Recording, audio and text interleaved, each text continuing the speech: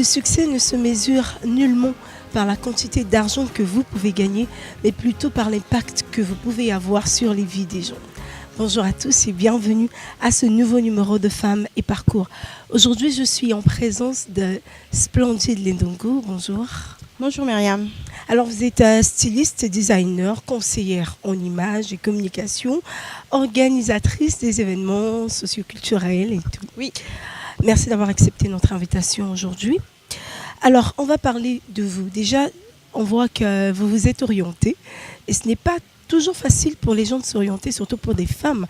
Qu'est-ce qui vous a aidé? Qu'est-ce qui vous a permis de vous orienter dans votre vie aujourd'hui? Ce que je le fais avant tout par passion. Et puis, une passion qui s'est transformée, on va dire, en métier. Voilà. C'est plus l'amour du métier. Voilà. Aujourd'hui, vous avez votre propre ligne de vêtements, Lens. Alors, comment vous vous êtes lancé dans votre propre projet? Parce que être son propre patron, c'est vraiment osé. Alors, comment vous avez fait pour vous lancer déjà? J'ai débuté avec ma mère et mes petites sœurs. En fait, c'est une passion qu'on a toutes, qu'on partage toutes. Quand j'ai mis en place ce projet, donc j'en ai parlé, au moment où j'en parlais à ma mère, qui naturellement a accepté de m'accompagner là-dessus, parce que les accessoires, c'est ma mère qui le fait. Et quand j'ai partagé également le projet à mes sœurs, elles aussi, elles étaient en train de mettre en place le même type de projet. Donc on s'est dit, pourquoi ne pas s'associer et puis collaborer ensemble. Donc c'est ce qu'on a commencé à faire. On a organisé des événements, on a produit des articles à Abidjan qui ont pas mal marché. Je suis repartie à Paris et là, je suis allée sur la continuité. Et puis, finalement, j'ai chuté sur Brazzaville. Voilà. Et bon, avant, on va c'est vrai, parler de la fondation, mais tout de même, on va parler des difficultés par lesquelles vous êtes passé. Parce que c'est vrai, vous êtes avec vos sœurs, mais est-ce que tout se passe comme sur des roulettes? Tout ne se passe pas toujours comme sur des roulettes. On peut prévoir des choses et au final, sur la réalité ou sur le terrain, les choses se passent complètement différemment. Les difficultés, oui, on en a rencontré et je pense qu'on en rencontre encore à ce jour. Dans le futur, j'espère pas. Mais moi, personnellement, je préfère plus me focaliser sur l'avenir. Me dire que ces difficultés-là ont existé, c'est vrai, mais je les banalise parce que elles sont aujourd'hui plus tournées en force qu'en difficulté. C'est vrai qu'au niveau des difficultés, si je peux le dire comme ça, c'est déjà le démarrage. On peut avoir un projet sans savoir comment commencer, quelle porte frapper. Moi, quand j'ai démarré, je n'avais pas une formation en couture du tout. Je créais juste, mais coudre, je ne savais pas le faire. Il fallait déjà trouver des bons couturiers. Au début, ce n'était pas évident parce qu'on trouvait une équipe. Des fois c'était pas là, le rendu n'était pas là. Les difficultés peuvent se présenter aussi au niveau des clients, hein, des gens qui vous passent commande et puis au niveau pour régler la facture derrière, ça devient des histoires. Mais les difficultés sont là, elles ont été là. Mais aujourd'hui, moi, je ne suis pas quelqu'un qui regarde en arrière. Je dis, les difficultés nous permettent en fait de pouvoir nous armer et avancer. Ouais. Alors, vous êtes une femme, vous vous lancez vous êtes dans la mode, vous êtes designer et tout, mais c'est quand même un domaine dans lequel aujourd'hui, plusieurs personnes sont en train sur lequel les personnes sont en train de jeter leur dévolu. Alors, comment vous faites pour vous démarquer quand même parmi toutes ces personnes? Je pense dans la mode comme dans tout autre métier ou dans tout autre domaine, les produits ou les fabrications, vous remarquerez, on en trouve à peu près, les produits sont à peu près toujours similaires. Même dans les grands magasins, on va trouver, après, c'est la particularité que chaque personne apporte ou chaque styliste ou designer apporte sur son produit. Donc moi, je vais plus sur la particularité parce qu'aujourd'hui, tout ce que j'essaie de créer, je veux que ça véhicule un message, que ça raconte une histoire. Pas faire quelque chose juste dans le plaisir de faire quelque chose, mais vraiment qu'en voyant ou en portant ce que je fais, qu'il y ait une histoire et un message derrière. Est-ce que vous avez porté là? Je suppose que c'est votre propre création. Déjà, où est-ce que vous trouvez vos sources, votre inspiration? Ça, c'est très drôle, vraiment très drôle parce que généralement, je suis inspirée très généralement tôt le matin quand tout le monde dort. Je peux m'inspirer aussi de la vie d'une personne. Je peux m'inspirer de ma propre vie. Je peux m'inspirer d'une histoire. Ça peut être aussi l'environnement dans lequel je suis. Ça peut être quand je suis loin de la ville. Je pars en vacances quelque part, loin de chez moi. Là, je peux avoir des idées qui peuvent arriver. Ça peut arriver au milieu de la nuit. Ça peut m'arriver. En fait, ça peut arriver à n'importe quel moment et dans n'importe quel environnement. Maintenant, après, quand ça arrive, j'essaie vraiment de le coucher sur papier pour ne pas que ça s'envole, en fait. Et est-ce que vous pouvez estimer au moins, je ne sais pas, en quantité, ce que vous avez créé aujourd'hui? Waouh! Très honnêtement, non. Parce que, comme on dit, quand ça vient, ça vient. Et puis, on fait avec. D'accord. Alors, on va quand même parler des sources... où est-ce que vous trouvez vos revenus, les sources de revenus? Parce que c'est vrai, on lance, mais après, le début d'une entreprise, on sait, on commence par des fonds propres. Alors, comment ça se passe chez vous? Est-ce qu'il y a quelqu'un derrière? Est-ce qu'il y a un homme derrière qui pousse, qui investit? Comment vous faites comment vous avez déjà fait pour trouver vos revenus? Là, je crois que vous avez inversé un peu le proverbe qui dit « Derrière un grand homme se cache une grande femme ». Pas l'inverse. Au début, quand j'ai démarré l'activité, j'avais démarré avec 1 million de francs CFA. Ensuite, la personne qui m'a soutenue, mes sœurs et moi, financièrement, c'était mon père aussi qui a apporté un apport pour nous encourager, tout en nous soumettant une condition, pas de vêtements qui encouragent à la dépravation des mœurs ou du dévergondage. Donc voilà. Déjà, ce n'était pas la vision que j'avais en créant l'Inde, ce n'était pas la vision. Donc sur ce fait, c'était encore plus encourageant pour lui. Après, qui se cache derrière moi? Dieu, tout simplement. C'est lui qui pourvoit. Vos finances vous viennent de Dieu? Oui, il pourvoit. Il me donne cette capacité de pouvoir créer, multiplier au travers d'une chose et puis que ça se multiplie. Il n'y a pas forcément, forcément un homme derrière qui vient financer mes activités professionnelles, non. Et tout à l'heure, vous avez parlé de vos sœurs, ça veut dire que vous constituez une équipe. Oui. Mais est-ce qu'en dehors de vos sœurs, est-ce qu'il y a d'autres personnes, des hommes par exemple, avec lesquels vous travaillez? Ah oui, les hommes sont indispensables à notre vie. Oui, il y a des hommes, il y a une couturière et puis le reste, c'est des hommes. En tant que couturier, ce sont des hommes. Au-delà d'être une équipe, c'est plus comme une famille en fait. Même si ces personnes-là ne font pas spécifiquement partie de ma famille, mais on cultive en fait l'esprit de famille. De le faire d'abord par amour, parce qu'eux, ils aiment faire ça. Nous aussi, on aime faire ça. Et on essaie de faire des choses ensemble pour donner un bon rendu. D'accord. Et c'est mieux également pour éviter des conflits. Alors, vous avez une association, vous êtes présidente d'une association Independent Women Club, j'espère que j'ai bien prononcé. Oui. IWC. Oui. Alors, l'un des objectifs, d'ailleurs, c'est promouvoir la femme, accompagner les femmes dans leur développement. Et j'ai eu à apprendre qu'au départ, vous étiez nombreuses, les femmes, et après, il y a eu une grande sélection, jusqu'à atteindre le nombre aujourd'hui, pratiquement une dizaine. Alors, qu'est-ce qui a fait qu'il y ait une telle réduction? Ce n'est pas une discrimination, ça? Non, ce n'est pas une discrimination, parce que je vais pour dire que lorsqu'on a une vision, on doit porter cette vision, on se doit de la véhiculer. Aujourd'hui, chaque femme qui fait partie de IWC porte la vision de IWC et véhicule l'image de IWC.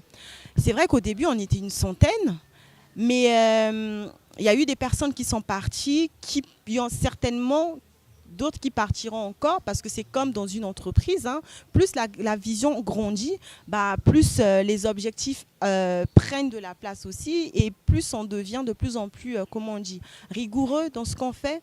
Donc forcément, il y aura des gens qui suivent, il y a des gens qui ne suivent pas le train. À un moment donné, les objectifs deviennent trop lourds pour certaines personnes. Donc oui, c'est pas discriminatoire. On veut être des femmes leaders. On l'est déjà et on veut l'être encore davantage. On veut être la référence. On prend de l'excellence. Donc aujourd'hui, on ne peut pas se permettre, on ne veut pas du chiffre, ça ne nous intéresse pas. Le but, ce n'est pas d'être 10, 20, 30, 50, mais c'est d'être au moins 2 personnes, mais capables de faire des choses. Des personnes qui font concrètement des choses, qui transforment la vie des gens. C'est ça le but. Alors déjà, quelle a été la motivation pour créer? C'est quand même bizarre, les femmes aiment créer des associations de femmes. Alors quelle a été la motivation? Alors la motivation, IWC, l'idée de la création d'IWC m'est venue, j'étais à Paris. C'est en fait en pensant au quotidien des femmes qui sont surtout à l'étranger, en fait, en dehors qui sont pas dans leur pays d'origine, qui vivent dans des pays étrangers, qui ont une routine. Je me lève le matin, si j'ai le temps, je gère ma maison, je vais travailler, je reviens le soir, je suis hyper fatiguée, je fais les devoirs à mes enfants, je les couche, si j'ai le temps, je mange, je prends ma douche, je vais dormir. Mais nombreuses sont ces femmes-là qui n'ont personne à qui se confier, peut-être parce qu'elles n'ont pas de sœurs. Moi, j'étais dans ce cas-là, je me retrouve en France, mes sœurs, elles sont très loin de moi, pourtant elles sont très proches de moi. J'aurais aimé de temps en temps les voir, être proches, être un peu plus proches physiquement, pouvoir partager des choses. C'est vrai qu'on partage des choses par téléphone, mais c'est pas pareil en fait de parler avec des gens concrètement. Nombreux sont ces femmes-là qui se retrouvent en fait enfermées dans des foyers, enfermées chez elles, en ayant cette envie de pouvoir partager quelque chose. Elle a un poids sur le cœur, elle n'a personne à qui partager, personne qui peut l'orienter ou lui apporter un conseil. J'ai dit, tiens, pourquoi ne pas mettre en place une plateforme qui va permettre à toutes ces femmes de pouvoir échanger entre elles, partager des expériences, mettre des projets en place qui visent en fait à pouvoir accompagner la femme dans son émancipation et dans son développement. Donc j'ai créé un groupe WhatsApp. Il y avait 100, voire plus de femmes. Donc moi, je créais celles que j'ajoutais, rajoutais, et au fur et à mesure, on parlait de tous les sujets, de tout et de rien. Et au fur et à mesure, j'ai commencé à me dire, mais pourquoi ne pas structurer la chose au lieu qu'on reste virtuel? Ça faisait du bien à tout le monde, on se rendait compte que tout le monde se lâchait, les femmes elles se lâchaient. Le besoin était là en fait, mais on s'est dit, on va essayer de rendre la chose plus concrète en fait. Et donc de là, j'en ai parlé aux filles, elles ont adhéré à l'idée de pouvoir partir d'une plateforme virtuelle à quelque chose de vraiment réel et commencer à faire des actions concrètes. Donc de là est née l'association, on a créé l'association. Les personnes qui ont avalé la vision, elles sont restées. Celles qui étaient là, qui trouvaient que ça devenait trop sérieux, qui ne suivaient plus la vision, elles partaient. Et puis on éjectait aussi des personnes qu'on ne trouvait pas impliquées et qui répondent, dont la moralité aussi ne répondait pas avec la vision de IWC. Voilà. Et aujourd'hui, vous êtes, comme on l'a dit, une dizaine. Vous êtes en train de fonctionner. Quels sont les projets déjà que vous avez, même un seul projet que vous avez eu à réaliser parce qu'après, vous voulez aller sur le concret? Quel est le projet que vous avez déjà réalisé avec ces femmes? À ce jour, on en a réalisé plusieurs. Un exemple, le 8 mars, qui est la journée internationale des droits de la femme. La journée dont certaines personnes retournent selon leurs convictions ou leur bon vouloir. Nous, par exemple, pour cette journée-là, on a décidé que chaque année, on organise un événement qui consiste à les sensibiliser dans des établissements. On va sur des thèmes. L'année dernière, c'était la sensibilisation à l'éducation sexuelle en milieu scolaire. On part, donc chaque année, on a un thème bien précis. On va en milieu scolaire, on sensibilise les jeunes filles. Pourquoi les jeunes filles? Parce que IWC ne vise pas que des femmes déjà affirmées, mais des jeunes filles aussi, parce qu'on considère que l'éducation commence dès le bas âge. On ne va pas aller à l'école maternelle, mais peut-être un jour, mais on s'est dit on va commencer avec ces jeunes filles qui sont encore sur le banc de l'école, qui sont encore en train d'apprendre la vie pour commencer à leur inculquer des bonnes valeurs. Ce n'est pas pour dire qu'elles n'en ont pas, mais il faut admettre aussi qu'on a des fléaux dans notre société qui ne vont pas en améliorant l'image de la femme ou de la jeune fille congolaise. Alors justement, dans cet encouragement des jeunes filles, bon, je vais dire, vous avez un enfant, un petit garçon. Hein. Alors comment vous faites entre tout voyage?